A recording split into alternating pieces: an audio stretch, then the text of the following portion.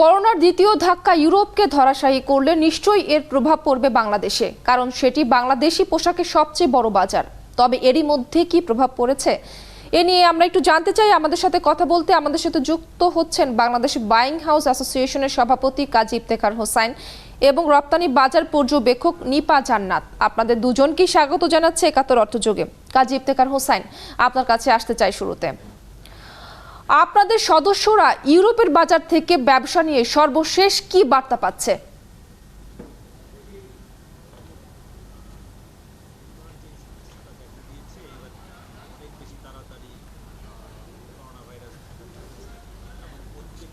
Offline store যারা আছে তাদের প্রায় মোস্ট প্রবাবলি 60% অফলাইন স্টোর তাদের বন্ধ রেখেছে তাদের দোকান, যার কারণে অনেক কাস্টমার তার যে অর্ডার শিডিউল দিয়েছে তো সেটাকে কমিয়ে ফেলেছে এবং সে চাচ্ছে না বেশি মাত্রায় মাল নিয়ে গতবারের মতো যে অসুবিধাটুকু হচ্ছে সেটাতে পড়তে।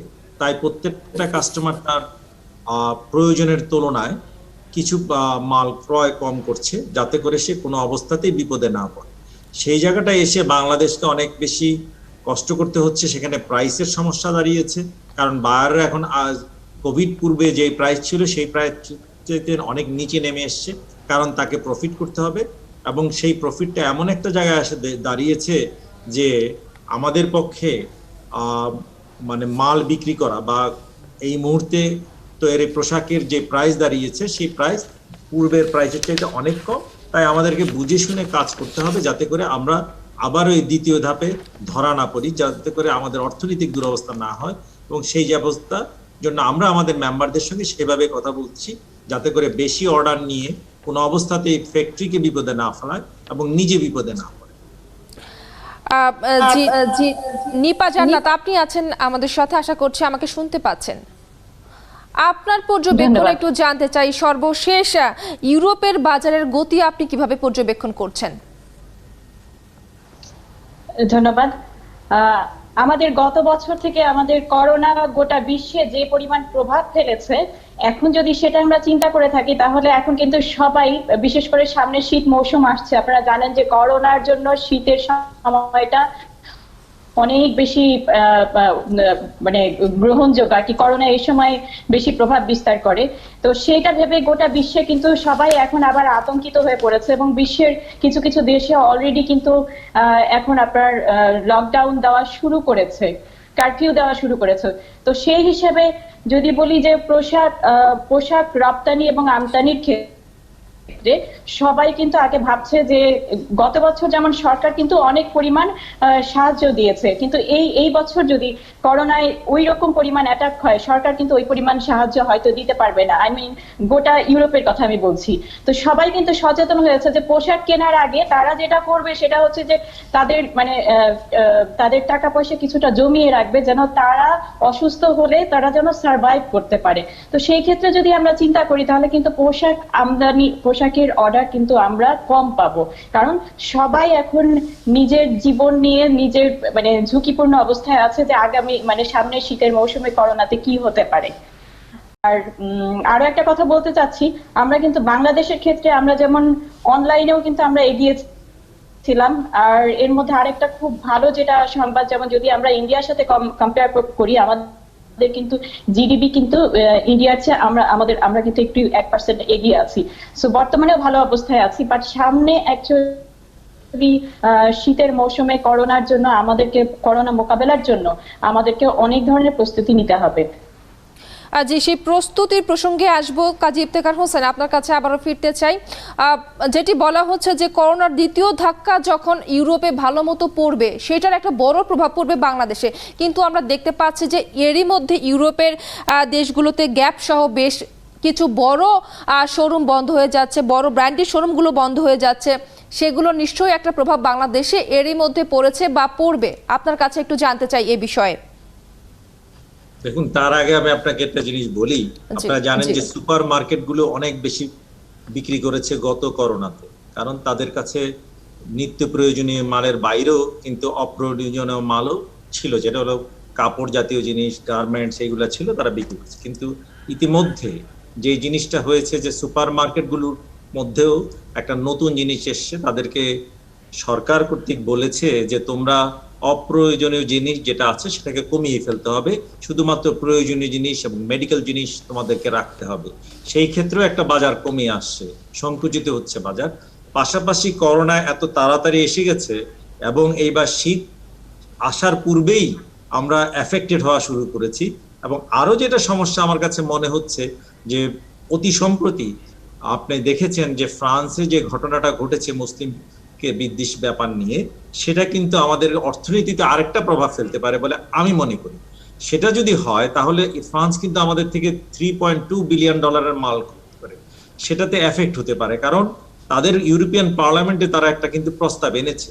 তাই আমি কিন্তু সবগুলো মিলিয়ে খুব সন্দিহান যে ইউরোপের বাজার নিয়ে একটা বিশাল সমস্যা হবে। পাশাপাশি আমেরিকার বাজারে আপনারা দেখেছেন, আমেরিকাতে কিন্তু সংক্রামকের হার অনেক বেশি ইউরোপের চাইতে, সেখানে কিন্তু অনেক বেশি প্রতিকূল অবস্থা পোহাতে হচ্ছে আমাদেরকে। তাই আমাদের যে যারা নীতি নির্ধারক তাদেরকে চিন্তা করতে হবে অন্য কোনো বাজারে কিভাবে প্রবেশ করা যায়। সেটা যেমনি ভাবে H&M বারবার বলতেছে যে তারা ইউরোপ থেকে এখন এশিয়ার মার্কেটের প্রতি অনেক বেশি অ্যাগ্রেসিভলি এগুচ্ছে। তাই আমাদেরকে মনে করতে হবে যে আমরা কিভাবে অন্য বাজারে শিফট করতে পারি তার ব্যবস্থা নিতে হবে, কারণ ইউরোপ এবং আমেরিকার বাজারে যে অবস্থা দাঁড়িয়েছে এখন, সেই অবস্থায় আমরা কতটুকু ব্যবসা করতে পারবো এবং কিভাবে ভালো ব্যবসা করতে পারবো সে ব্যাপারে আমি অনেক বেশি সন্দিহান।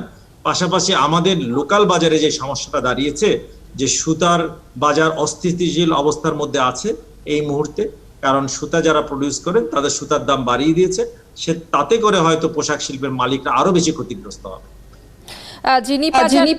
নিপা জান্নাত, আপনি প্রস্তুতির কথা বলছিলেন, একই সঙ্গে ইফতেখার হোসেনও বলছিলেন যে আমাদের অন্য বাজারগুলো খোঁজার বিষয়ে বেশি নজর দিতে হবে। আপনার কাছে একটু জানতে চাই যে বাংলাদেশ আসলে কি প্রস্তুতি গ্রহণ করতে পারে এ সময়, যেহেতু ইউরোপে করোনার দ্বিতীয় ধাক্কা পড়তে শুরু করেছে এবং উনি ফ্রান্সের কথা উল্লেখ করলেন। আপনার কাছে একটু জানতে চাই সতর্কতামূলক বাংলাদেশ কি ব্যবস্থা গ্রহণ করতে পারে। আমি ইফতেখার ভাইয়ের কথাতেই আসছি।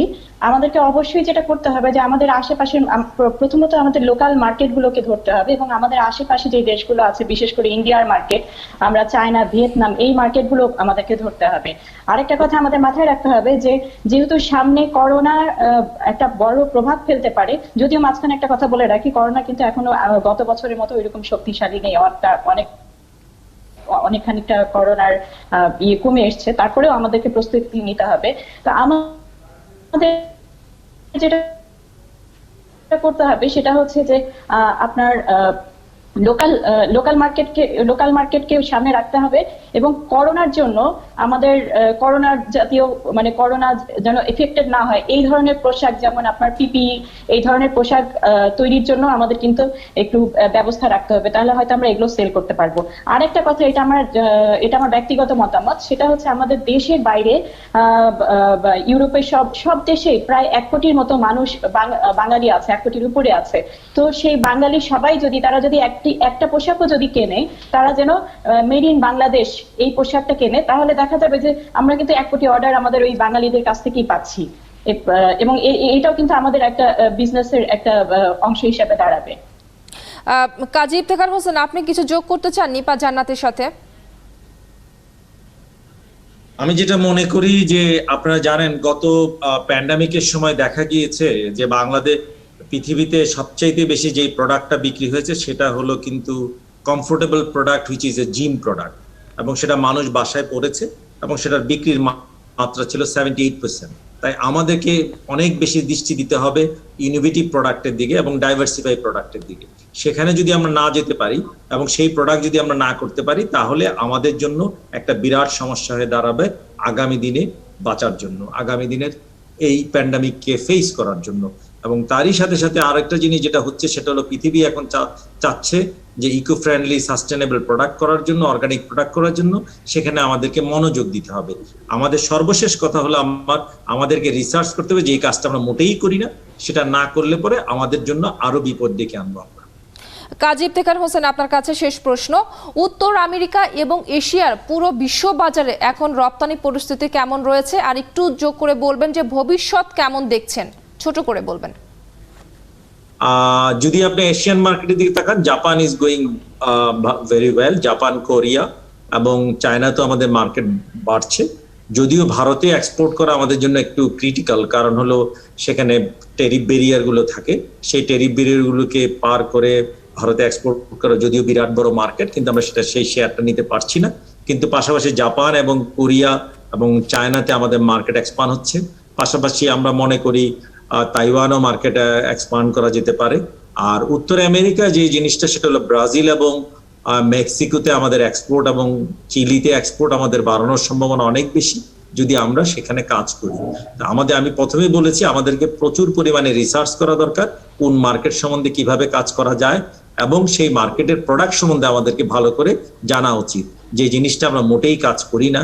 এবং এই রিসার্চ গুলোর অভাবে আমরা কিন্তু অনেক বেশি পিছিয়ে পড়েছি, কারণ আমরা ট্রেডিশনাল ভাবেই ব্যবসা করতে চাচ্ছি। ট্রেডিশনাল ওয়ের বাইরে আমাদেরকে আসতে হবে। আপনি জানেন এখন আর্টিফিশিয়াল ইন্টেলিজেন্স আসছে, আপনি জানেন যে ইনফ্লুয়েন্সাররা ব্যবসাকে এগিয়ে নিয়ে যাচ্ছে, সেই জায়গায় আমাদেরকে পৌঁছতে হবে। আমরা যদি সেখানে না পৌঁছতে পারি তাহলে আমরা কিন্তু ব্যবসা করতে পারবো না। এবং জানেন কিছুদিন আগে একটা কোরিয়ান একটা টিম মানে গ্রুপ আছে যার নাম বিটি আর্মি, তাদের শুধু অ্যাডভার্টাইজমেন্ট দিয়ে ইনফ্লুয়েন্সিং করে কোরিয়ানরা কিভাবে ব্যবসা করছে আমেরিকার মার্কেটে, সেটা আমাদের দেখা উচিত। সেটা দেখে আমরা হয়তো আগাতে পারি আমাদেরকে নিয়ে। জি কাজী হোসেন, আপনাকে অসংখ্য ধন্যবাদ আমাদের সাথে যুক্ত হবার জন্য এবং সময় দেওয়ার জন্য। একই সঙ্গে ধন্যবাদ জানাচ্ছি নিপা জান্নাত আপনাকেও।